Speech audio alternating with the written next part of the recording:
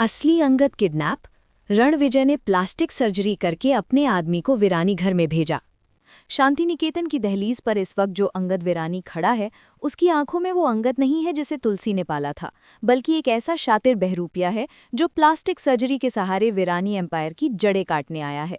रणविजय ने अपनी नफरत में इस बार सारी हदें पार कर दी हैं और एक ऐसा खौफनाक खेल रचा है जिसका सच जानकर तुलसी के पैरों तले जमीन खिसकने वाली है। हकीकत तो यह है कि जिस अंगद ने रणविजय को पावर ऑफ अटॉर्नी दी और ऋतिक को जेल भिजवाने में अहम भूमिका निभाई, वो असल में अंगद है ही नहीं। रणविजय ने असली अंगद को एक अंधेरे बेसमेंट में जंजीरों से जकड़ कर रखा है और उसकी जगह एक हमशक्ल को घर में प्लांट कर दिया है, जिसकी शक्ल को अत्याधुनिक प्लास्टिक सर्जरी के जरिए हूबहू अंगद जैसा बना दिया गया है। ड्रामा क्वीन पूजा की तहकीकात में ये बात सामने आई है कि असली अंगद की पहचान अब एक रहस्य बन गई है, क्योंकि वो बुरी तरह घायल अवस्था में कैद है और शांति निकेतन में मौजूद नकली अंगद धीरे धीरे विरारी परिवार की खुशियों का कत्ल कर रहा है। तुलसी को शुरुआत से ही अंगद के व्यवहार में कुछ अजीब लग रहा था, क्योंकि जो बेटा अपनी मां की एक आवाज पर दौड़ा चला आता था, वो अब उनकी आंखों में आंखें डालने से कतरा रहा है। नकली अंगद की चाल ढाल और बात करने के लहजे में वो मिठास गायब है जो वीरानी खानदान के बच्चों की पहचान होती है। रणविजय ने बड़ी चतुराई से इस बहरूपिये को तैयार किया है ताकि वो घर के अंदर रहकर उन लॉकर की चाबियां और गुप्त दस्तावेज हासिल कर सके जिनसे पूरा बिजनेस हड़पा जा सके। रणविजय का ये प्लान इतना सटीक है कि उसने नकली अंगद के शरीर पर वही चोट के निशान भी बनवाए हैं जो बचपन में अंगद को लगे थे, ताकि अगर कभी तुलसी को शक हो और वो कोई शारीरिक पहचान देखना चाहे तो वो भी गच्चा खा जाए। लेकिन एक माँ की ममता को विज्ञान और सर्जरी से मात देना इतना आसान नहीं होता। तुलसी को बार बार ये एहसास हो रहा है कि ऋतिक को जेल भेजने के पीछे अंगद का हाथ होना नामुमकिन है, क्योंकि अंगद भले ही असुरक्षित महसूस करता हो, लेकिन वो अपने भाई की जान का दुश्मन कभी नहीं बन सकता। रणविजय इस वक्त अपनी जीत का जश्न मना रहा है, क्योंकि उसे लग रहा है कि उसने तुलसी वीरानी को मात दे दी है। जेल में बंद ऋतिक को भी इसी नकली अंगद ने जाकर धमकाया है ताकि ऋतिक का हौसला टूट जाए और वो कभी वापस शांति निकेतन लौटने की बात न करे। ड्रामा क्वीन पूजा को मिली एक्सक्लूसिव जानकारी के मुताबिक असली अंगद को जिस जगह कैद किया गया है, वहां उसे भूखा प्यासा रखा जा रहा है, ताकि उसकी आवाज और शरीर इतना कमजोर हो जाए कि अगर वो कभी भागने में कामयाब भी हो तो कोई उसे पहचान न सके।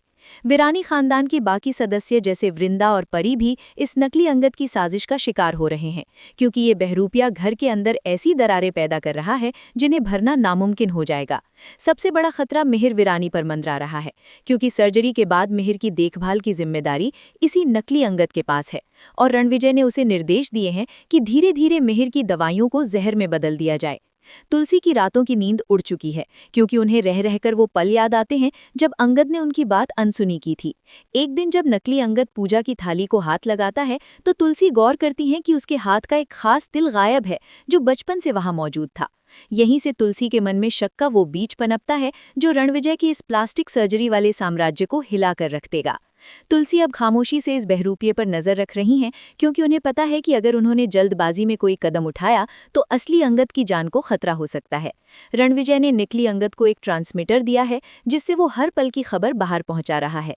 शांति निकेतन में अब एक ऐसा चूहे बिल्ली का खेल शुरू हो चुका है, जहां एक तरफ अत्याधुनिक तकनीक और धोखेबाजी है तो दूसरी तरफ एक मां का अटूट विश्वास और समझदारी। आने वाले वक्त में दर्शकों को एक ऐसा रोंगटे खड़े कर देने वाला पल देखने को मिलेगा जब असली अंगद अपनी कैद से भागने की कोशिश करेगा। उधर शांति निकेतन में नकली अंगद परिवार के बड़े बुजुर्गों को अपमानित करना शुरू कर देगा ताकि उसे घर से बाहर निकाल दिया जाए और वो सारा पैसा लेकर रणविजय के साथ फरार हो सके। रणविजय की योजना ये है कि जैसे ही वीरानी परिवार के नाम सारी जायदाद उसके आदमी के नाम होगी, वो असली अंगद को हमेशा के लिए रास्ते से हटा देगा। लेकिन ड्रामा क्वीन पूजा ये दावे के साथ कह सकती है कि वीरानी परिवार की बहू तुलसी इतनी आसानी से हार मानने वालों में से नहीं है। उन्होंने गुप्त रूप से ऋतिक के एक वकील दोस्त से मदद मांगी है ताकि वो जेल के अंदर ऋतिक के जरिए ये पता लगा सके कि अंगद के व्यवहार में कब और कहां से बदलाव आया था। प्लास्टिक सर्जरी का ये ट्विस्ट शो को उस मुकाम पर ले गया है जहां अब हर किरदार संदेह के घेरे में है। नकली अंगद की छोटी सी गलती, जैसे उसका किसी पुराने पारिवारिक राज को भूल जाना, उसके लिए काल साबित होगा।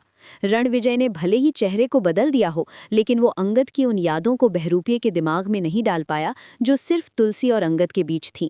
अब सवाल ये है कि क्या असली अंगद सही वक्त पर घर पहुंच पाएगा? क्या तुलसी उस बहरूपिये का नकाब सबके सामने उतार पाएगी? ये महायुद्ध अब वीरानी एम्पायर की विरासत से बढ़कर उस माँ के सम्मान की लड़ाई बन चुका है जिसका बेटा एक दरिंदे की कैद में सिसक रहा है। हर गुजरते पल के साथ खतरा बढ़ता जा रहा है क्योंकि नकली अंगद अब हिंसक होता जा रहा है और उसने शांति निकेतन की तिजोरी तक पहुंचने का रास्ता ढूंढ लिया है।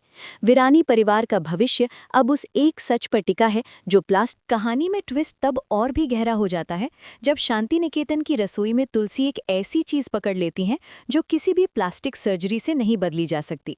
असली अंगद को बचपन से ही मूंगफली से बहुत गंभीर एलर्जी थी, लेकिन जब नाश्ते की मेज पर नकली अंगद अनजाने में वही मूंगफली वाली चटनी बड़े चाव से खा लेता है तो तुलसी का शक यकीन में बदल जाता है।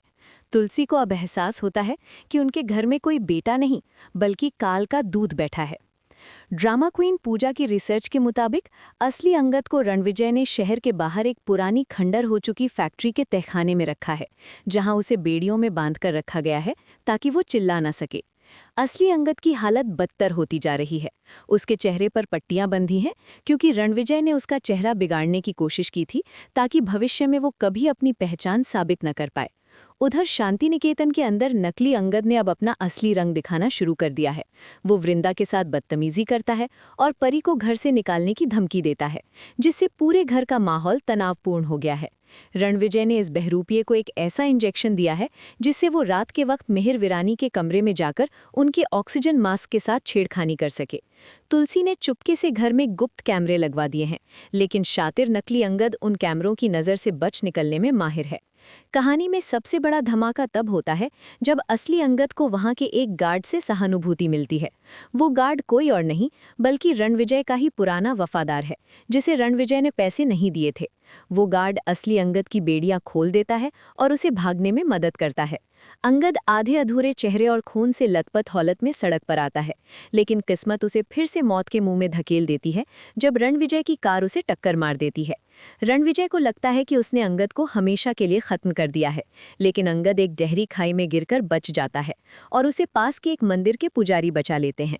शांति निकेतन में अब नकली अंगद ने मेहर के जाली हस्ताक्षर करवा लिए हैं और वो पूरी जायदाद रणविजय के नाम करने वाला है। तुलसी को इस कागजी साजिश की भनक लग जाती है और वो ऋतिक को पैरोल पर बाहर लाने के लिए एड़ी चोटी का जोर लगा देती हैं। ऋतिक जैसे ही बाहर आता है उसे अपनी भाई वाली सहज बुद्धि यानी ब्रदरली इंस्टिंक्ट से महसूस होता है कि ये अंगद नहीं है। ऋतिक और नकली अंगद के बीच घर के पिछवाड़े में एक खूनी झड़प होने वाली है, जहां ऋतिक को पता चलेगा कि इस शख्स की आवाज़ तो अंगद जैसी है, लेकिन इसकी आंखों में वो भाई वाला प्यार नहीं बल्कि हैवानियत है। रणविजय अब अपनी अंतिम चाल चलने की तैयारी में है। वो शांति निकेतन में एक विजय उत्सव पार्टी रखता है जहां वो सबके सामने नकली अंगद के जरिए वीरानी एम्पायर का मालिक बनने का ऐलान करेगा। लेकिन ठीक उसी वक्त मंदिर के पुजारी के साथ असली अंगद की एंट्री होने वाली है, जिसका आधा चेहरा ढका होगा। ये सीन इतना धमाकेदार होगा कि वीरानी परिवार के साथ साथ दर्शकों के भी होश उड़ जाएंगे। दो अंगद जब एक दूसरे के सामने खड़े होंगे तो तुलसी के सामने सबसे बड़ी चुनौती होगी अपने असली खून को पहचानने की। रणविजय की ये प्लास्टिक सर्जरी वाली साजिश अब उसी के गले की फांस बनने वाली है, क्योंकि असली अंगद के पास एक ऐसा सबूत है जिसे रणविजय कभी नहीं मिटा पाया।